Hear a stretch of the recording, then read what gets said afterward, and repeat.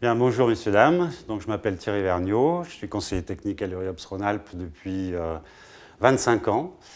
À l'URIOPS, j'ai en charge le suivi des questions de projets associatifs, projets d'établissement, les questions relatives à l'évaluation, qui sont inhérentes aux questions du projet. Et puis, sur un versant plus politique, j'ai la charge aussi du suivi des établissements et services de santé, de l'offre de soins et de la santé publique. Nous vivons dans la civilisation du projet. Aujourd'hui, celui qui n'a pas de projet apparaît irrémédiablement condamné à l'errance. Et notre secteur est vraiment, je vais dire, pas le dernier à promouvoir cette notion de projet. J'en veux pour preuve l'évolution de la législation ces dernières années. On a eu, par la loi 2002, la question du projet personnalisé, la question du projet d'établissement, enfin l'obligation de faire des projets d'établissement et de services, toujours par cette loi 2002. Plus proche de nous, le projet de vie, qui est le projet que doit formuler la personne handicapée quand elle se présente auprès de la MDPH. Donc ça, c'est la loi de 2005. Le projet pour l'enfant, projet qui a été initié par la loi de 2007 portant réforme de la protection de l'enfance. Et puis aujourd'hui, projet institutionnel, mis en place par la loi HPST, et appel à projet, là aussi mis en place par la loi HPST. Alors pourquoi faut-il se doter aujourd'hui d'un projet associatif ? On rappellera en premier lieu qu'aucune réglementation ou législation ne vient obliger les associations à formuler leur projet. Deuxièmement, aucune réglementation aussi ne vient préciser le contenu du projet. Et beaucoup d'associations ont fonctionné, fonctionnent encore, avec, pour tout projet écrit, leur objet social, qui généralement figure dans l'article 2 de leur statut. Pour autant, aujourd'hui, formaliser son projet associatif apparaît pour une association incontournable, et ce pour au moins 3 raisons qui sont inhérentes aux 3 fonctions du projet. La première fonction du projet, c'est une fonction politique. Le projet signifie l'action. Il lui donne son sens. Et c'est d'autant plus important, à mon sens, qu'aujourd'hui, les valeurs qui relèvent de l'éthique, de la responsabilité, auraient tendance à disparaître un peu derrière celles qui sont plus monétarisées. La deuxième fonction du projet, c'est une fonction opératoire. C'est-à-dire qu'en fait, le projet organise l'association comme un système. Et en l'organisant ainsi, le projet devient une sorte de guide pour l'action, et pour l'ensemble des acteurs de l'association, c'est-à-dire administrateurs, bénévoles, adhérents, salariés, tous ceux qui sont concernés. C'est une référence pour agir, et en même temps, c'est un outil important de communication interne. Troisième fonction, une fonction politique. C'est une fonction qui, dans un environnement économique et socialement relativement difficile, devient chaque jour plus essentielle. Il ne suffit pas de bien faire, il faut encore le faire savoir. Et ce projet va constituer également un outil de communication externe, là encore vers les usagers, les financeurs, les partenaires. Donc les 3 fonctions du projet, elles vont dire qui nous sommes, ce qu'on veut et comment nous sommes organisés pour l'obtenir. Dans le cadre de cette sensibilisation, je vais vous proposer 3 temps. Premier temps consacré à la notion de projet, qui est une notion, comme on va le voir, assez complexe. Deuxième temps, il s'agira plutôt d'une proposition sur des éléments de contenu d'un projet associatif. Et puis on terminera sur la question de l'élaboration, de la méthodologie d'élaboration ou d'actualisation du projet associatif. On sera un peu plus rapide sur cette dernière partie. La notion de projet, c'est une notion relativement complexe, je l'ai dit, multidimensionnelle. On peut dire que c'est un concept passerelle, voire même un concept un peu valise, dans lequel on pourrait mettre beaucoup de choses. En tout cas, il y a quand même quelques éléments structurants. Le premier élément structurant, c'est qu'un projet, je dirais, fait la passerelle entre le rêve, la réalité, le sens, le faire, la théorie et la pratique.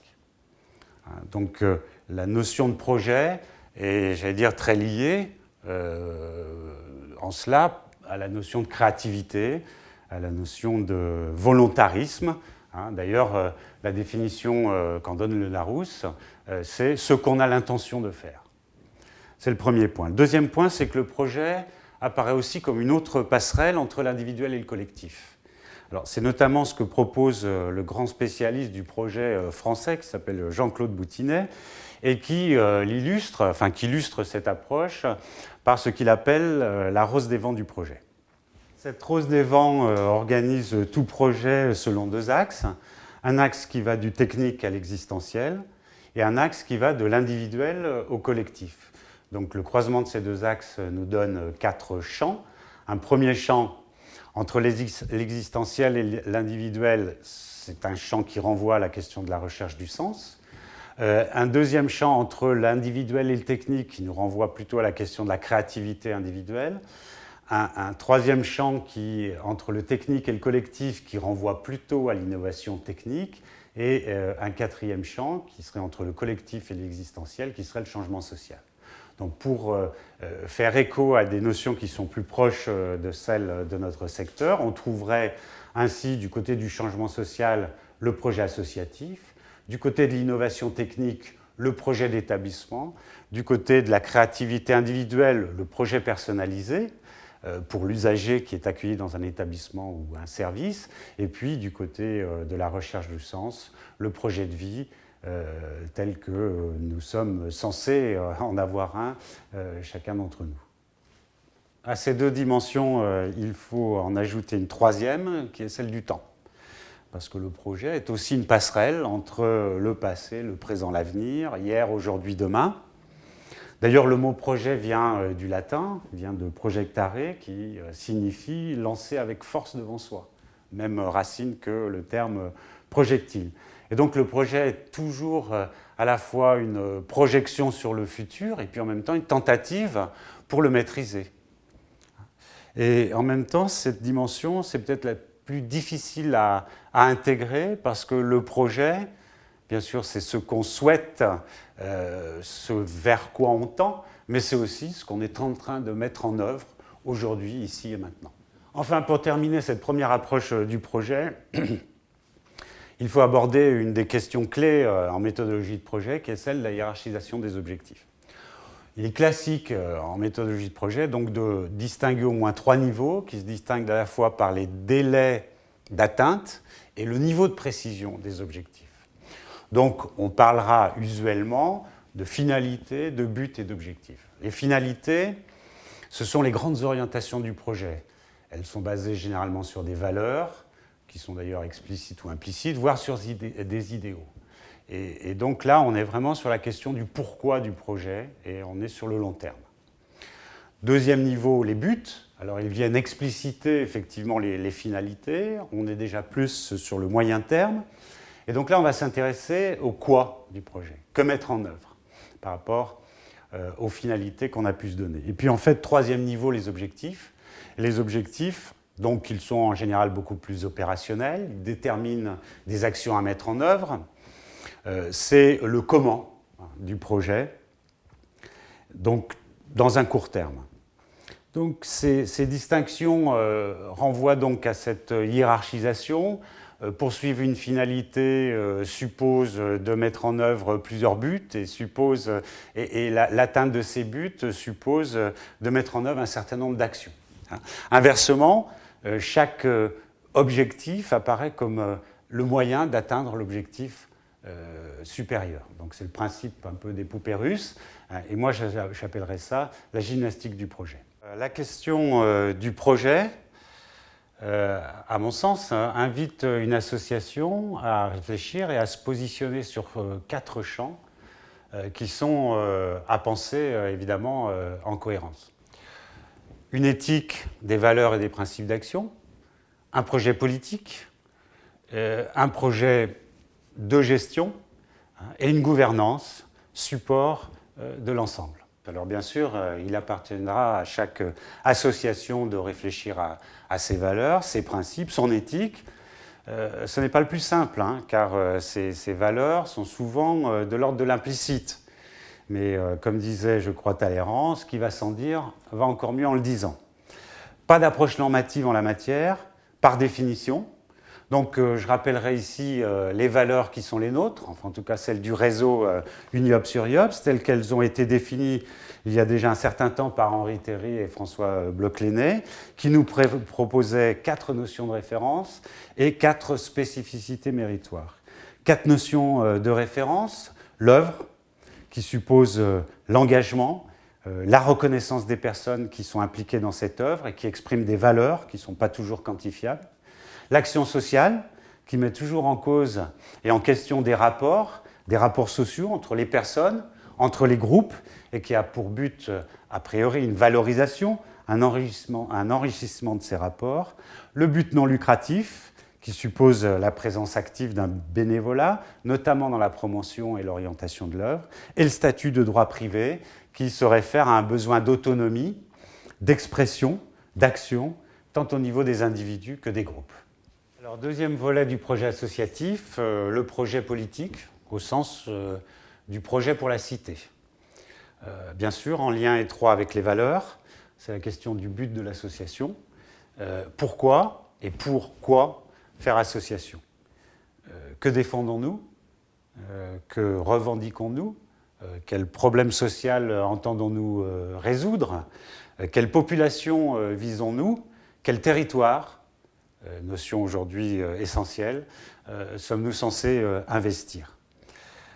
Parmi les thématiques à aborder, il y a celle bien sûr de la place des associations dans la société, entre l'espace public et l'espace privé, entre la solidarité et la liberté, entre la communauté, voire le communautarisme, et la fraternité.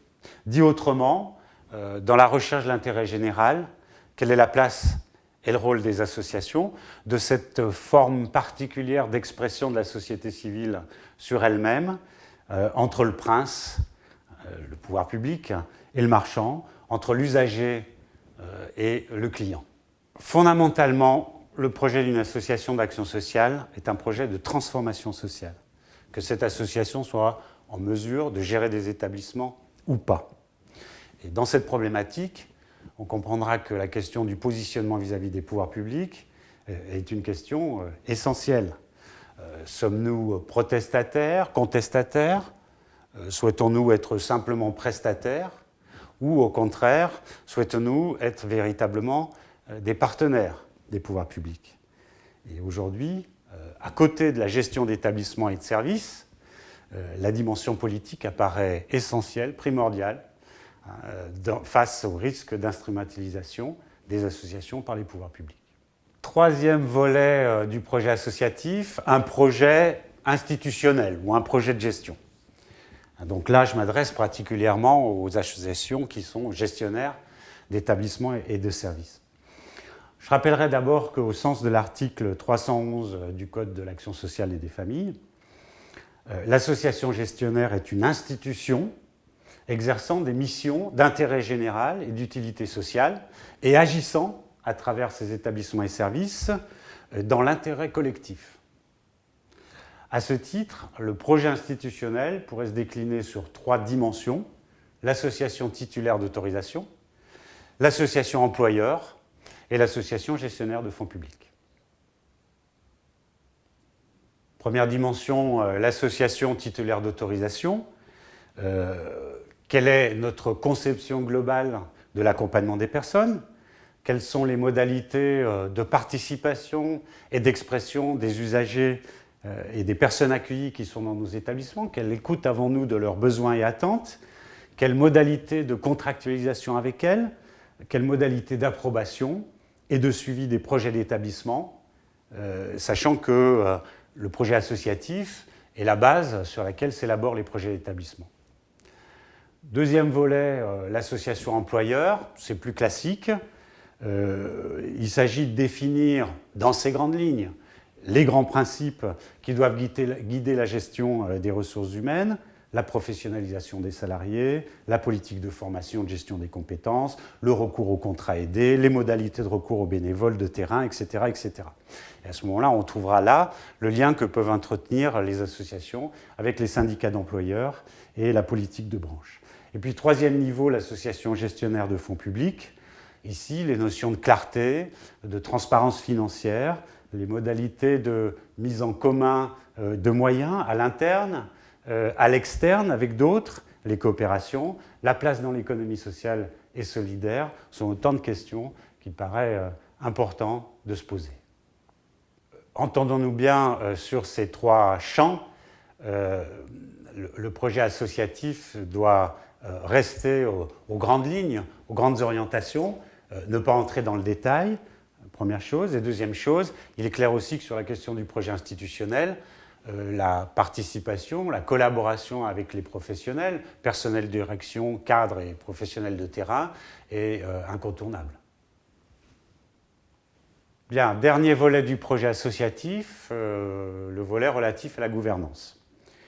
Qu'est-ce que la gouvernance? En fait, derrière cette notion qui est aujourd'hui à la mode, eh bien, on désigne tout simplement la manière dont les différents acteurs, les différentes parties prenantes d'une organisation sont articulés entre eux et la manière dont les décisions sont prises.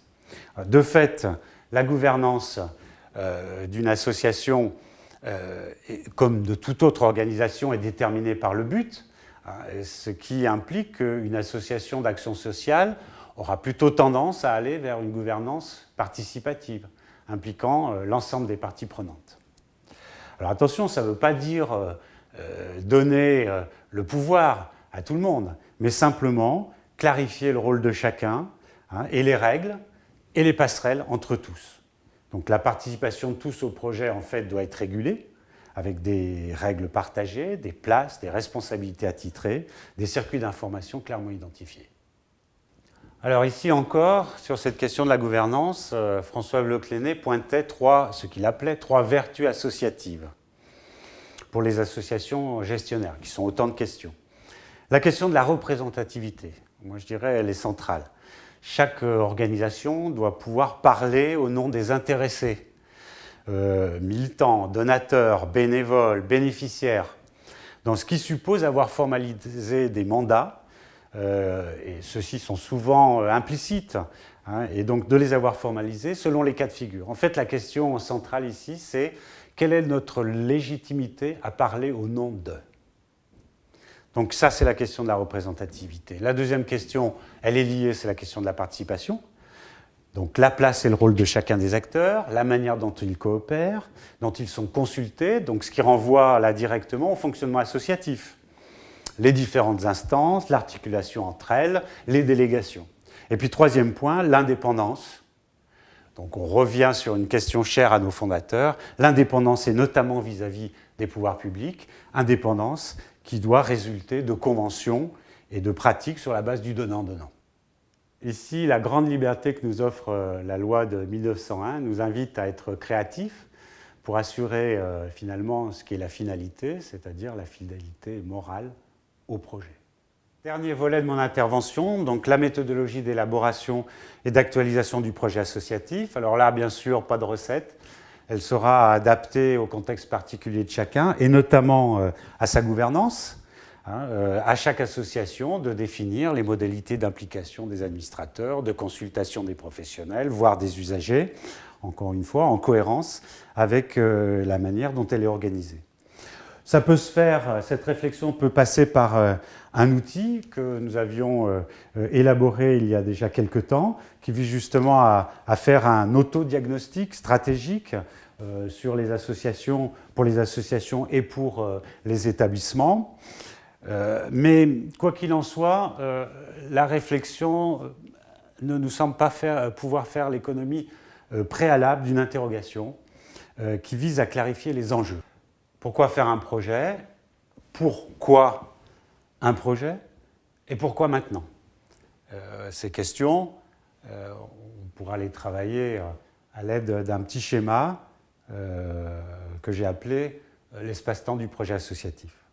Donc en abscisse de l'interne à l'externe, en ordonnée aujourd'hui, demain. Donc ce qui nous définit quatre colorations, on va dire, au projet associatif. En interne, aujourd'hui, c'est la question des valeurs, des principes d'action.